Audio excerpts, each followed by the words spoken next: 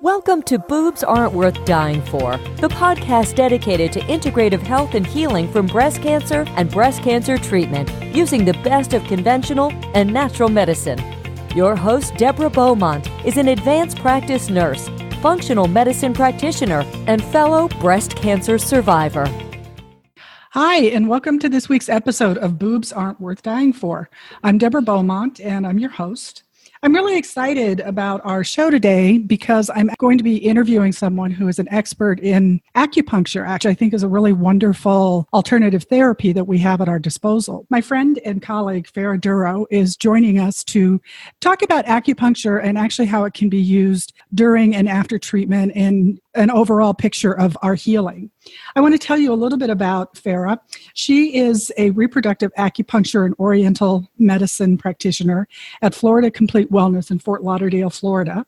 She is a fellow of the American Board of Oriental Reproductive Medicine since 2008, and after overcoming her own struggles with PCOS and endometriosis, using a combination of traditional Chinese medicine and other natural methods, she has had tremendous joy in sharing her methods with other women and beginning her own podcast, which is the PCOS Revolution. Farrar has specialized in the treatment of PCOS, infertility, and hormone imbalances with acupuncture and Chinese herbal medicine for 15 years and has a passion for women's health and wellness. This has led her to advanced pregnancy training in Arvayo techniques of Maya abdominal therapy. It's Arvigo.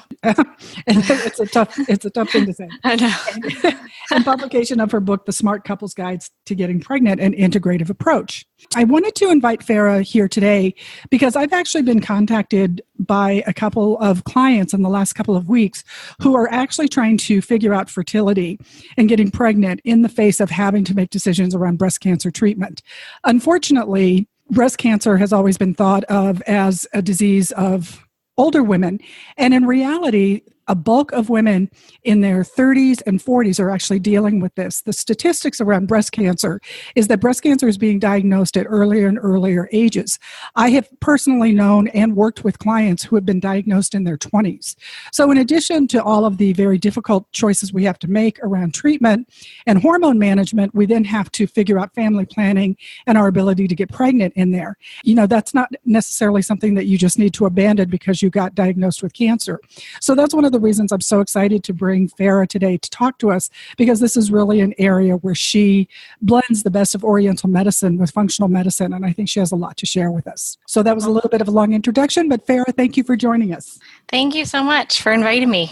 Yeah, now you're a doctor of Oriental medicine, but one of the main modalities that you use is acupuncture, correct? Yes. One of the things I'd like to do is I'd like to introduce our listeners who have not experienced acupuncture to what it is, because I think if you've never had it, there can be a lot of misconceptions and anxiety and fear about what acupuncture is. So can you just talk about what it is and what an experience of getting an acupuncture treatment might be like in terms of the needles and how you use them? Right. I mean, the word puncture brings up a lot of triggers for some people. Most people are scared of needles, so tend to just really try to relax our patients into thinking, these are hair-thin needles. Literally, you can fit them inside a hypodermic needle. That's how tiny they are. When we talk about acupuncture, it's a very gentle treatment. We even treat 4-year-olds who actually laugh through some of the treatments. So it's very gentle. Obviously, there are different practitioners with different treatment styles, but very gentle, relaxing treatment, and it can be used for all kinds of things, especially for someone who has been newly diagnosed with cancer or also who's been going through treatment and also in recovery. Yeah, I wanted to really delve into that because I personally have used acupuncture during a treatment and afterwards. And so I was really hoping you could talk about what are some of the main benefits or main reasons that somebody going through this process of treatment and recovery, what benefits could they expect from getting acupuncture?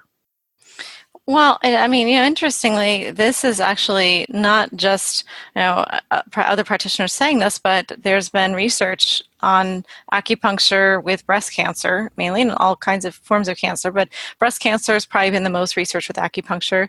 They set out actually in 2014 some clinical guidelines for other practitioners to really figure out which treatments, integrative or complementary treatments, are actually going to be the most effective for cancer patients, and particularly breast cancer patients. So some treatments are not recommended, and others have strong evidence, or at least, some evidence to recommend that they are supportive and helpful.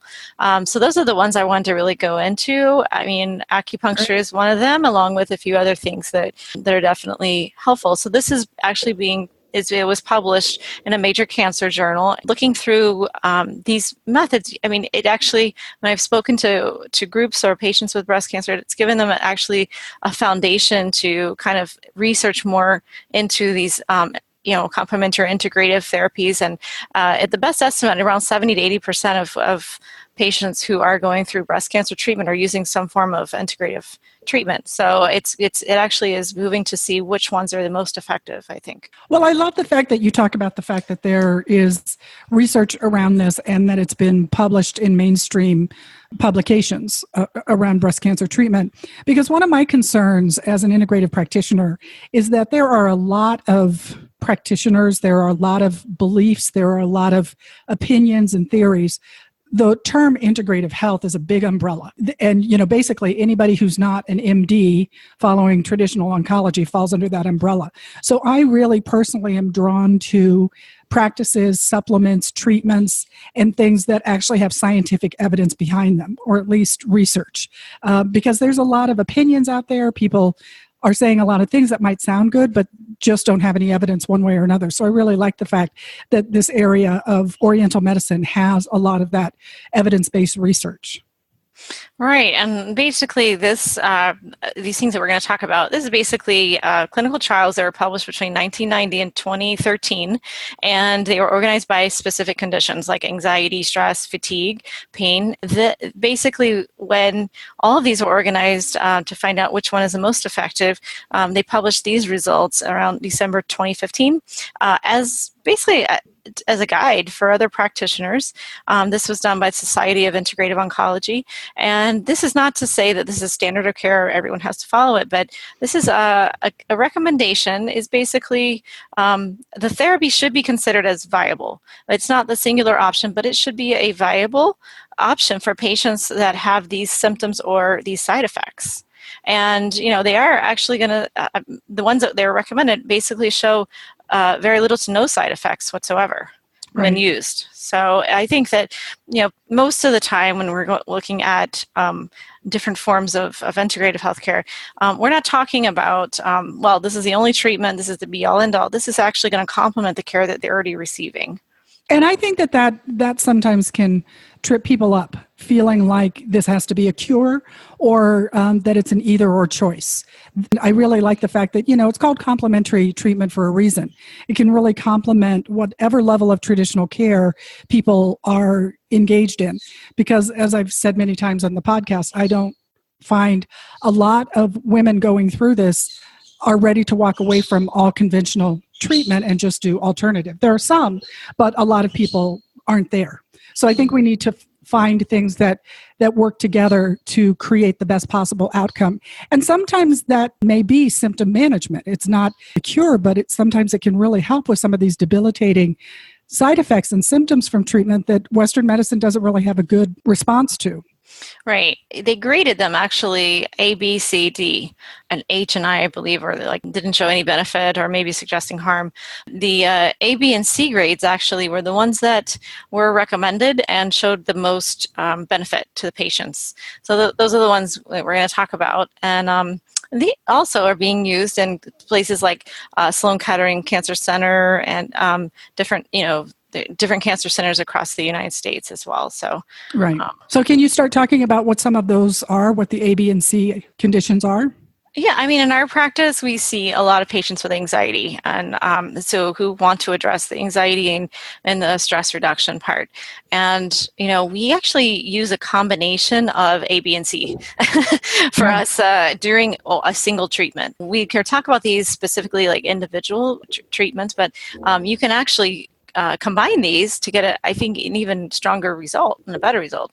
So, for instance, meditation is a grade A, recommended for reducing anxiety, along with music therapy and stress management. So those things actually, in addition to acupuncture, can formulate one session for us. We're going to actually use meditation during an acupuncture session with music therapy. And then we're going to talk about breathing and how we can address the anxiety once it comes up. And so I think that it's hard to single things out with, certain types of treatments, because we actually will combine those. And a lot of acupuncturists will. Massage was also rated beneficial, so for, reducing anxiety. So all of those can be combined, or you can do separately. And a lot of times for our patients, we download anxiety visualization meditations that they can do at home. So just for like a few minutes before bed, I think we talked about this on my podcast when we talked about breathing. It's something that sounds really simple, but so effective.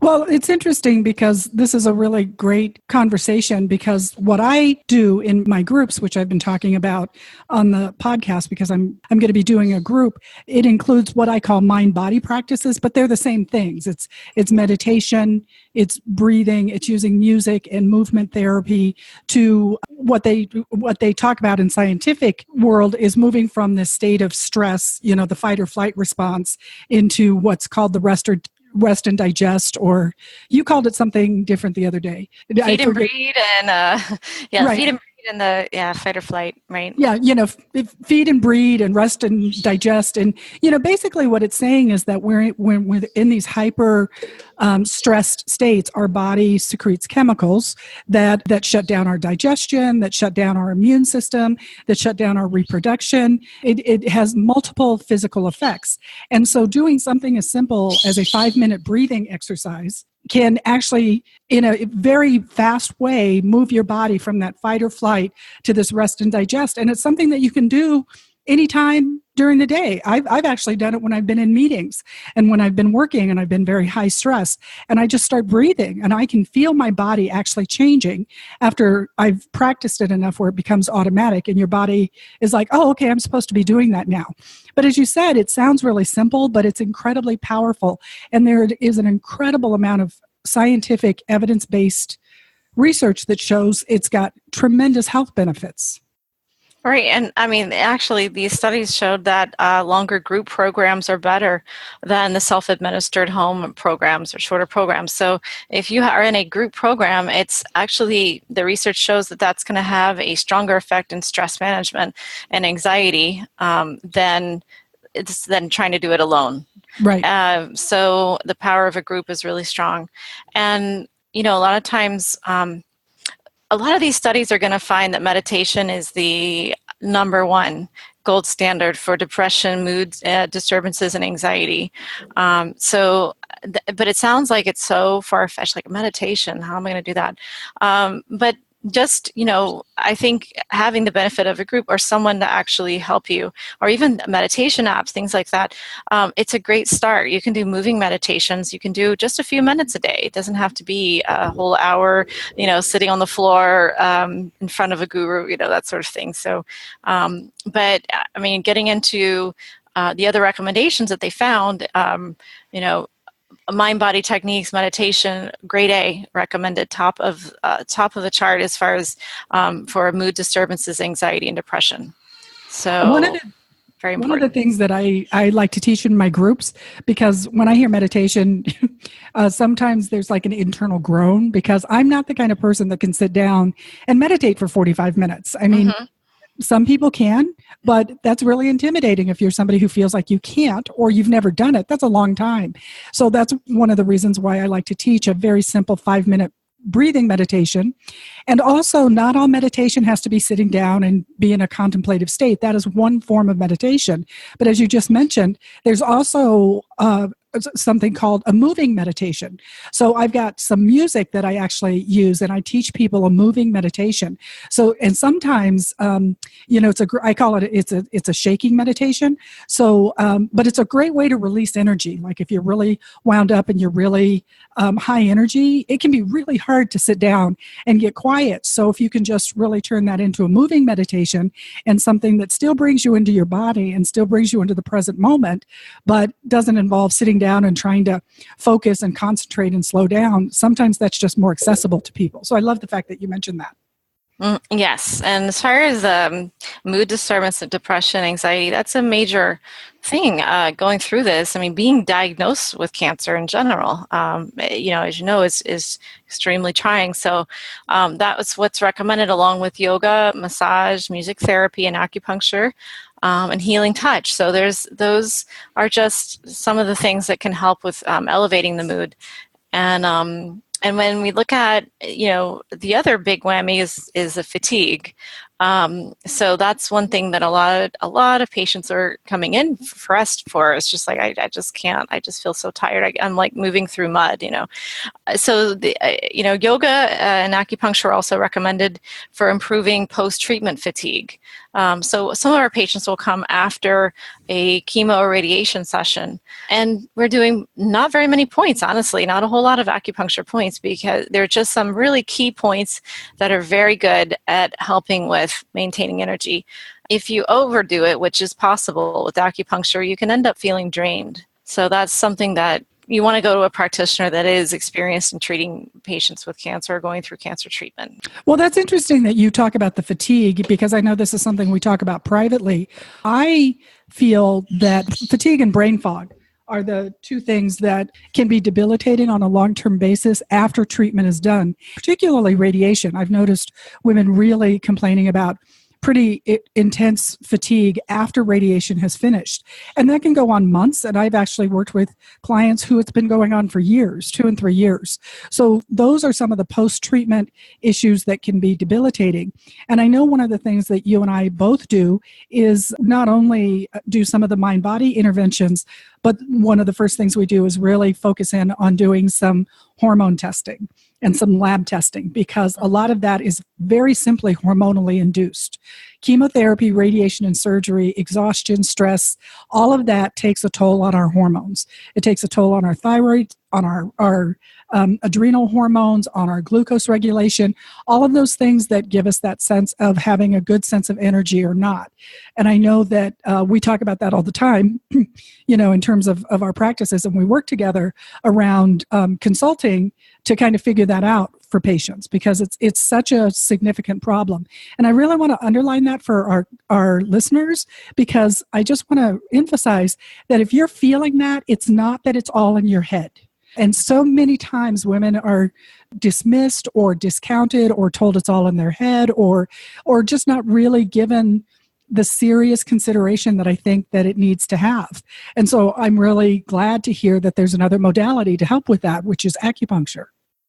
Yes, definitely. Along with talking to someone who is knowledgeable too about hormone testing, and who is not going to be dismissive and say, well, it's all in your head, because there are hormonal reasons. I mean, the medications are also have side effects, and Right. Just getting through that is really important. Even after, how many months did it take you to feel back to normal after going through treatment?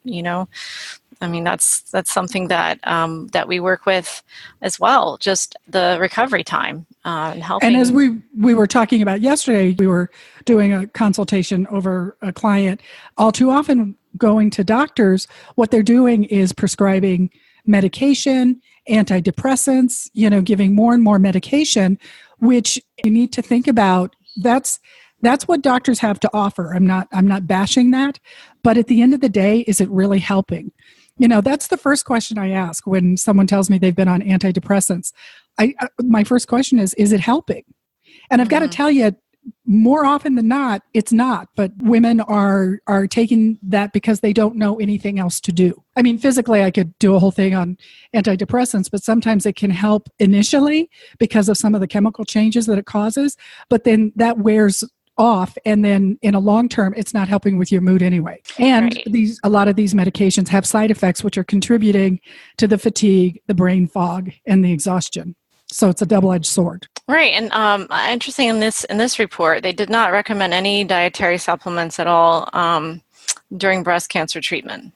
So they only recommend, this is basically saying no strong evidence supports the use of ingested dietary supplements to manage breast cancer treatment related side effects. So we're usually pretty hesitant on prescribing herbs and that sort of thing, because First of all, I mean, everything's kind of at level 0 when you're going through treatment.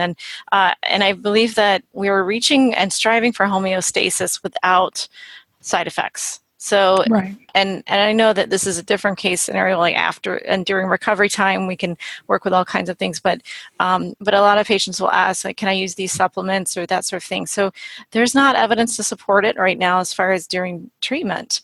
So I don't know your experience, if you recommend that or have used that any supplements during breast cancer treatment, but we've usually just shied away from that and used acupuncture and massage and different relaxation techniques and found that to be extremely helpful. So what's your take on that? Well, when I work with clients, this is always a hot button topic. So there's a couple of ways that I go. I do believe that there are certain supplements that everyone can benefit from, and there is evidence that some supplements can help with the inflammation aspect of not only cancer, but the treatments, that there are some that are safe and effective. The problem is when you combine that with active treatment, with oncology medication, with radiation. Myself as a practitioner, I always defer to the oncologist. So the best advice I can give someone, that a lot of oncologists dismiss supplements, not because they do it because they don't know. Doctors are not trained in supplements and nutritional interventions. So a lot of times they're just dismissive of anything that's not what they know, which is the oncology medication. But if that's who you're working with, you have to defer to them because they've got the big guns. They're giving you medications, and medication and chemotherapy can interact with supplements. So the worst thing that I hear is when women tell me, oh, I'm just not telling my doctor that I'm taking them. Right. That is the worst outcome because they can't interact and you can have a negative reaction. I actually, years ago, heard about a woman who actually died from surgery because she didn't tell the anesthesiologist the natural supplements she was taking. So, you always have to inform your practitioner. If you've got a practitioner who's not supporting you in what you want to do and you want to take a more integrative approach and you want to use supplements, then you need to find another practitioner. You need to find one that's open to exploring that. But the worst outcome is to not tell them at all. So when I work with women and they're in treatment, I can give them information and I can support them in that, but it always has to go through their managing oncologist. It's a whole different world once they've finished treatment because That's where I feel like doctors don't have much to offer. It's like the day you finish chemo or the day you ring the chemo bell, it's like come back in a year and let's hope it hasn't come back, or 3 months or 6 months or whatever. That's where I feel like supplementation can make a huge difference in getting your health back and getting your stamina back and getting your stability back. And I really believe that there are a number of supplements that I have seen work with my clients within a matter of a couple of weeks, particularly around the area of brain fog and exhaustion. Just some very simple supplements that I've recommended. And I've had women calling me in 2 weeks saying that it's the difference between night and day.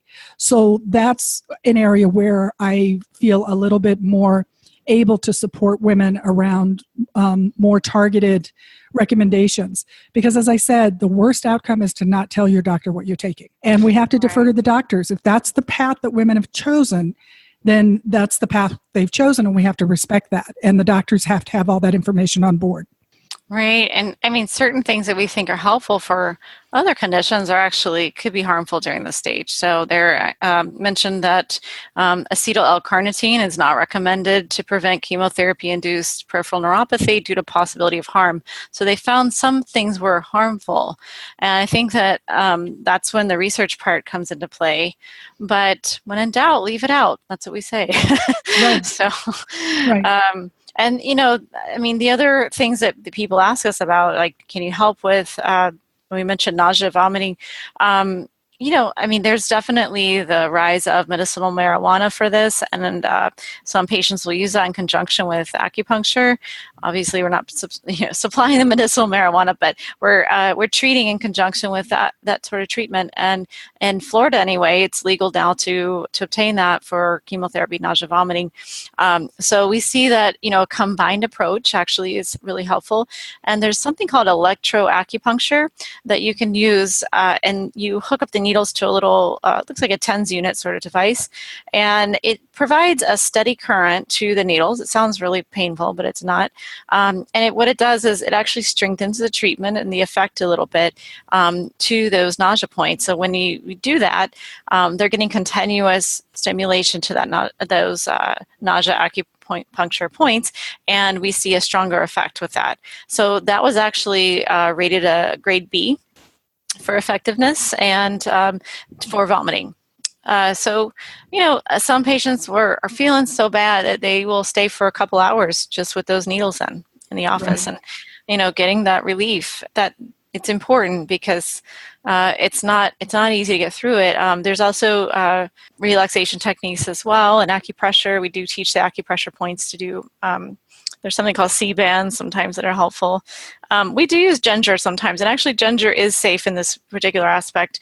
I feel like it's more treated as a food, so it's not necessarily, I guess, a supplement, but we do recommend that even for our pregnant patients, and that is safe to take. So that's one thing that you can do. That's something that I learned when I was a flight nurse many years ago.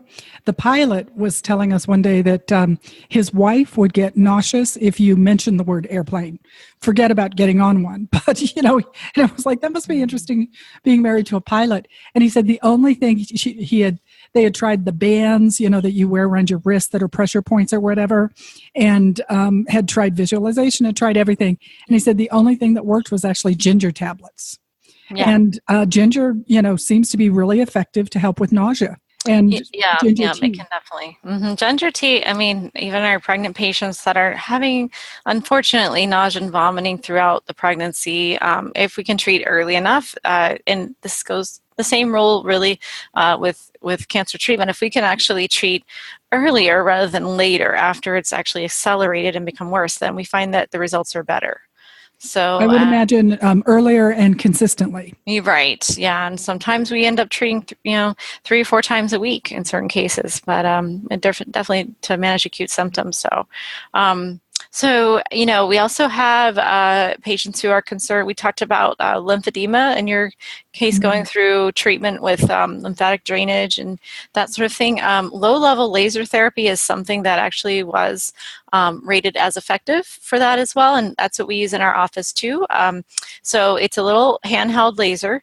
And it's bigger than the little pen light lasers, but it's actually some people call it laser acupuncture, but you can use that to actually help with drainage, and sometimes you can see an immediate difference with it, which is pretty cool. A lot of veterinarians will use that for pain for in animals as well, and we use it also for neck and back pain and that sort of thing, and works very well. So that's another safe thing, no side effects, and you don't want to puncture that area usually. We don't acupuncture that area, so low-level laser is one of those things it's really helpful. That's really great to hear, and I just learned this from you recently, that acupuncture could be used in lymphedema. Lymphedema is another one of those things that most breast cancer patients have to worry about, and in its worst form can be really debilitating. For me, that was the core complication that I had. I had massive lymphedema that accumulated in my chest. Hundreds and hundreds of cc's of lymph fluid would accumulate because I didn't even have massive lymph resection. I just had 2 lymph nodes removed, but that was enough to shut down my lymph system on that side from being able to evacuate that lymph fluid. And that fluid is actually what eventually became infected. I ended up having several surgeries to deal with that. So this is a really big problem. And I have met women who, once it extends down the arms, that it becomes actually debilitating. And it's actually a lifelong risk once you're at risk for it. So it's really great to know that there's another treatment available. The only thing that I found at the time, and even that was considered kind of out there, was a physical therapist who was a lymphedema specialist. But it's really great to know that there's another treatment, which is the low light laser therapy. The laser therapy is probably going to be preferable in some cases to acupuncture in this particular thing. I mean, I think that it's more comfortable. So a lot of times, if you have lymph node removal, it's contraindicated a lot of times to needle that area. So right. We don't want to go near there. I vote again for the laser treatment. I think it's great. And it's only about 5 to 10 minutes really per area that you're doing. Right. Not very much Right. at all. So. Yeah. I don't know if you personally do it, but do you have any thoughts on cupping, which is something that I know some acupuncturists do? Right. I mean, again, I feel like you have to be careful with cupping. It's being used a whole lot more since the Olympics, I noticed. Yes, Michael all over his body. So. I know. Yeah. It's become like massage therapists, everyone, they're using cupping now.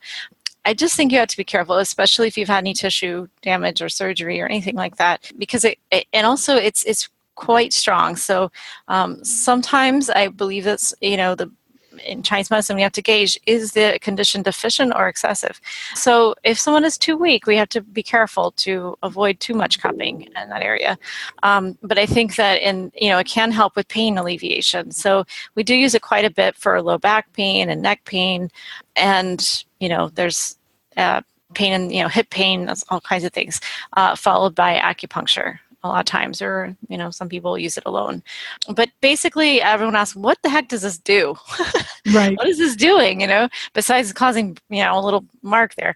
Well, what it is doing is kind of enhancing circulation, because a lot of times when we have pain, that muscle actually is in spasm, and there is lack of blood flow going on there, and it's kind of feel trigger points and all kinds of stuff, headaches and everything else. So it's bringing more circulation back into the muscles. Actually, it's stretching out the fascia, and acupuncture actually works with fascia. I mean, that's one of the reasons it's so effective, because it works with connective tissue.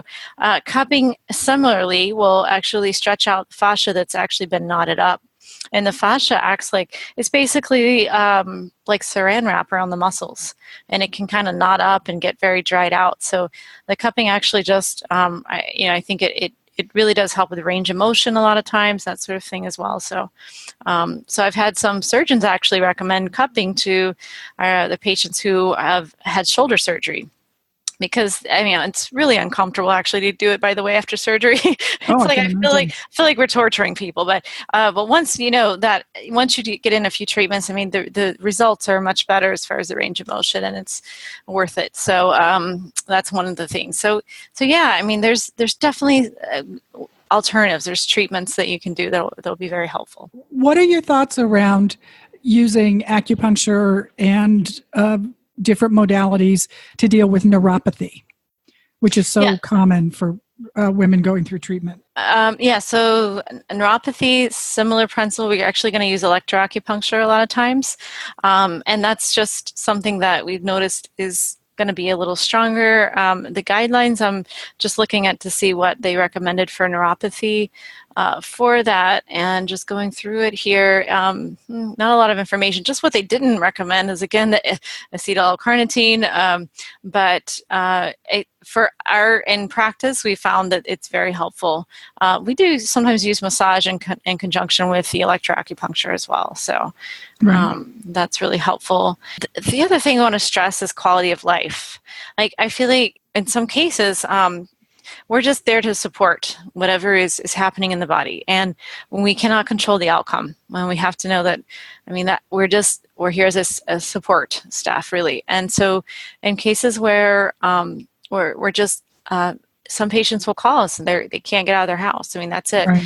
And we're basically providing acupuncture hospice care in a way. So that quality of life, that's actually what they stressed in this study as well, or this review of studies and research, is that acupuncture was helpful in improving quality of life.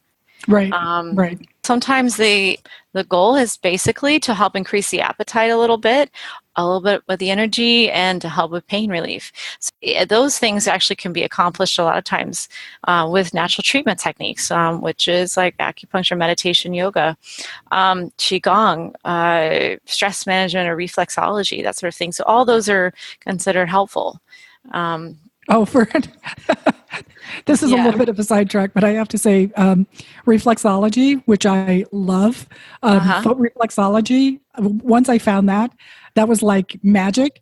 So at one point in time, I went to a training, and so she would split the class 50-50, into givers and receivers. But the problem is that if you were receiving, you missed about half the content of the class, because within seconds, everyone who was receiving would fall asleep because it was so relaxing and so wonderful. And so then you'd wake up and you'd be like, what did I miss? We were in a class, but you really had to balance it against being so relaxed. Actually, one of the things that is really great, if someone in reflexology in their offerings, and it's a really wonderful, non-invasive, relaxing intervention that can be really, really helpful and just lovely. I mean, not just in alleviating symptoms, it just can help you feel better. Yes, that is true. And we do, sometimes we'll do a whole session with reflexology for half an hour, acupuncture, and then a meditation. So people kind of just float away out of the office or don't want to leave, Right, exactly. So you can combine things and you can see what works for you. If you feel overly fatigued, you might not need all that in one session. You might just spread that out, Right. Right. Well, I love what you're saying about quality of life, because this is a real hot button topic for me, particularly when it comes to some of the long-term treatment options that women have to make choices around. Basically, the medications, the aromatase inhibitors and tamoxifen. A lot of women get through that relatively effortlessly, but a significant number of women experience huge quality of life issues. They have incredible amounts of pain, exhaustion, fatigue, brain fog, to the point where they can't function. And too often they'll go to their doctors, and the doctors will be dismissive or tell them it's all in their head, or basically it's like, well, it doesn't really matter because there's no option. You have to stay on these medications anyway. And quality of life is really dismissed. But what I like to encourage people to do is really think about, what are the words? Quality of life. And we really need to be respectful and mindful of that, because it's not okay to just survive, to be feeling sick, miserable, exhausted, and unable to participate in your life. That's not a quality of life that anybody wants. And that's where all of these different modalities really have something to offer in terms of helping alleviate that. Right. And definitely when you're talking to your providers, they might actually have recommendations for you already of acupuncturists they work with, or reflexologists and that sort of thing, or even if it's incorporated. I think it should be in actually all the cancer centers by now. There's enough research out there, but, sometimes you have to do your own. We've had, patients ask their doctors and they're like, well, I don't know, just look online. Right. So it's sometimes it's great to actually have, a network if they're able to do that, Well, and I know we both deal with this with our respective clients and our specialties. Once again, doctors are great at some things, but some of them, they don't know anything about these other modalities. So if you go to your doctor and they're dismissive of it, that doesn't mean they've got all the answers. Doctors do not have all the answers. So they just may not know, they may not care, they may not be interested. So if somebody did want to find an acupuncturist, what are some guidelines that you would recommend that people use to find somebody in their local community if they don't know anybody, or some resources? I mean, I would first check with your oncology group if they have practitioners that they work with.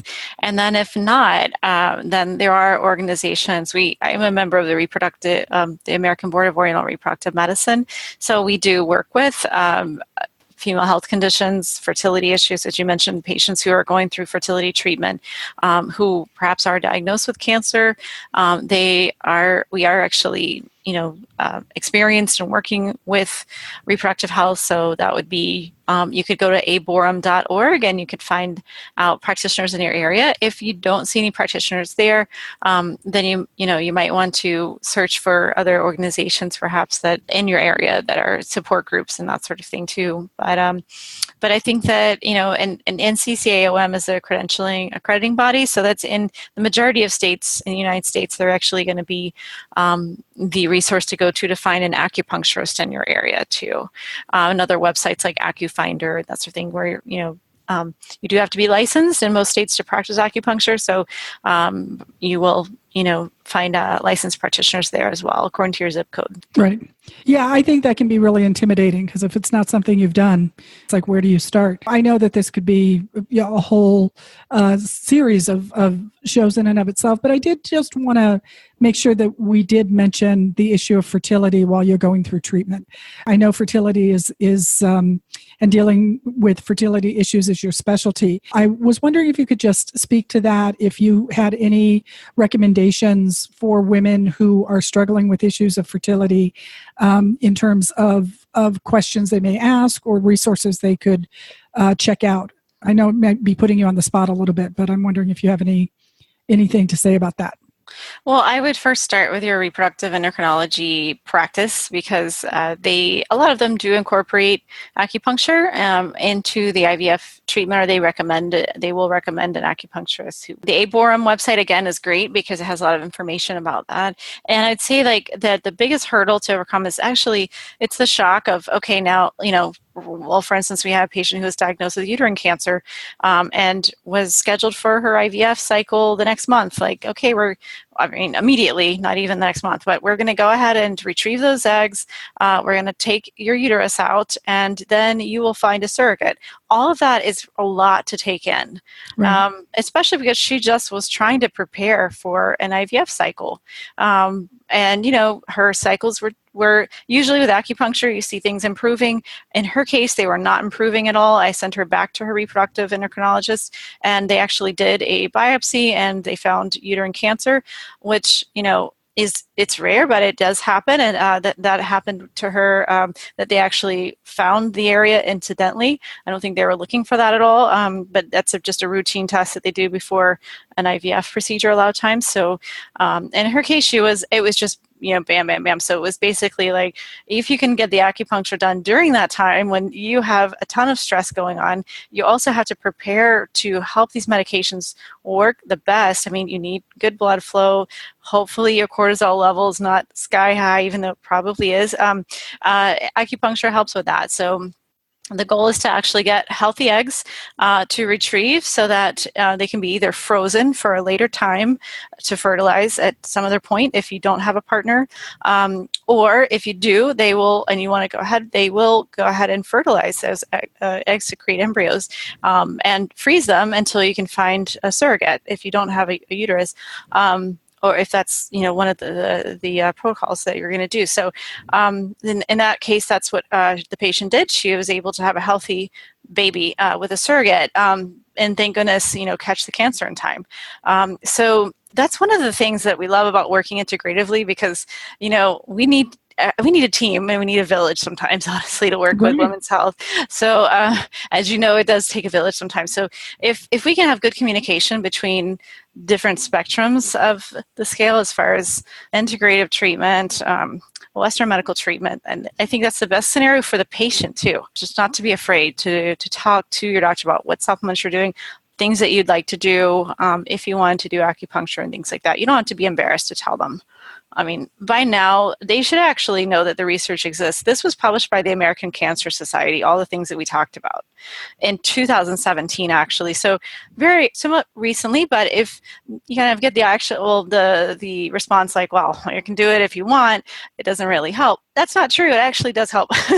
There's research to show that. So that's easy to pull up. Maybe we'll put the link on your show notes too. Yeah, that'd be great. To this, yeah. So that's it. I mean, I'd love to help anybody who needs any help finding out some answers as far as their treatment. I'm not great at locating practitioners around the world, but that's what the internet is for. And so there's some really great tools to do that. And I know you often get those questions too, like, where can I find a functional medicine practitioner? Well, I'm here to tell you, Deborah is the best. So she's the one to call. You don't have to even call anybody else. She works with people all over the world. And she's actually my go-to. If I ever have any questions whatsoever about hormones, she's the person I turn to. So, can't recommend you enough. And so, hopefully that's been helpful. And I think that I'm so excited that we were able to talk about this because definitely. This is living in a great time where the research exists and integrated medicine is here. Well, and also what's really great for our listeners is that I get contacted very frequently by women who live in smaller communities. I myself was living in one until a few weeks ago. They live in smaller communities. They may not have access to integrative practitioners.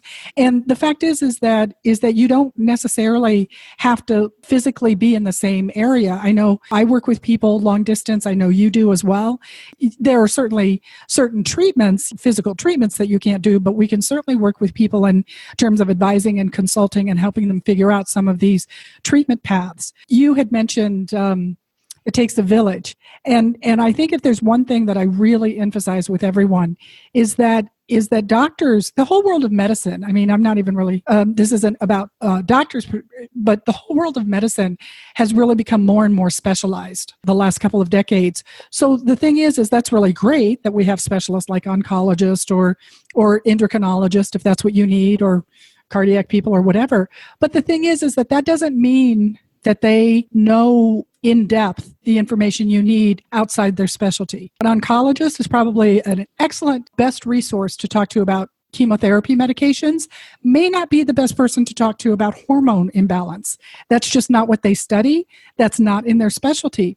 But unfortunately, in the practice of what happens day to day, doctors don't tend to say, well, let me refer you to somebody who can help you with that. Sometimes they'll just be dismissive, or sometimes you can get so many specialists, like an endocrinologist and an oncologist and a surgeon, and they're not talking to each other.